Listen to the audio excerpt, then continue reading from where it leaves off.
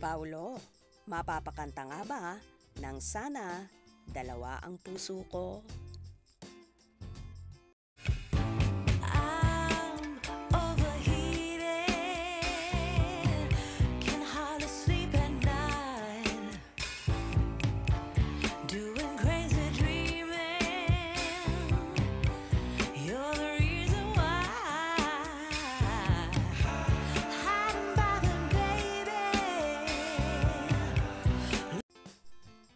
Kalat na nga sa mundo ng showbiz ang muling pagbabalikan ng magkasintahang sina Janine Gutierrez at Paulo Avellino, or mas kilala sa tawag na Paunin.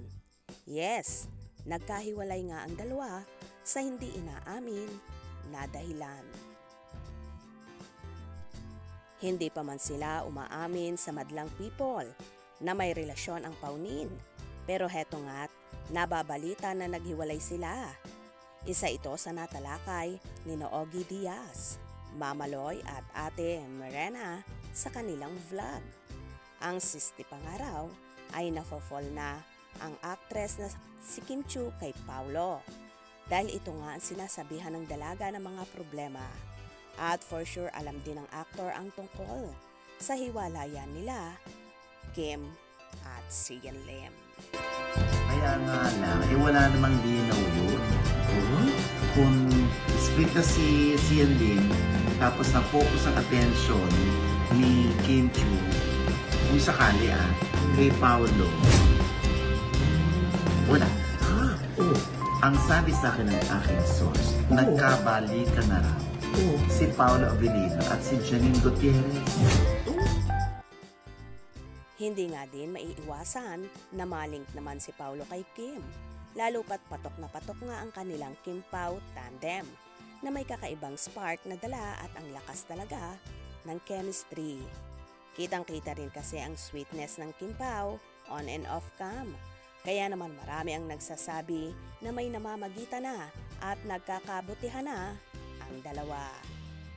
Sinasabi rin ni Ogie na natatouch daw si Kimi sa mga sweetness ng ginagawa ni Paulo at sa pagiging maalaga nito at karinyoso na nafe-feel daw ni Kim ang pagiging babae niya. Di niya kaya ba nararamdaman ito sa nobyong si Sian Lim?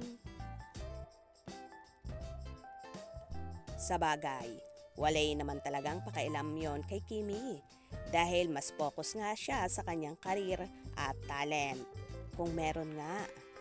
Anyway, hindi rin naman posible na ma-fall din si Paulo kay Kim dahil maganda naman ang dalaga at super bait pa. Sa mga nagdaang interview nga kay Paulo kapag natatanong sino ang gusto niyang makatrabahong artista at walang bukang bibig ang aktor kundi si Kim Chiu. Sa pagkakataong ito, mapapakanta na kaya ba si Paulo ng Sana Dalawa ang Puso Ko? Dahil nga nagkabalikan na sila ni Janine at mahal na mahal niya ang actress. While si Kim at Paulo naman daw ay nagkakadevelopan na rin. Paano kaya ito? Paano na kaya ang Kim-Pao? Sino kaya ang mas pipiliin ni Paulo? Si Janine kaya or si Kim? Well, abangan na lang natin yan. Kaya naman tumutok at huwag na huwag pahuhuli sa mga maiinit na kaganapan. Anong inyong magiging reaksyon sa bidyong ito? Comment below.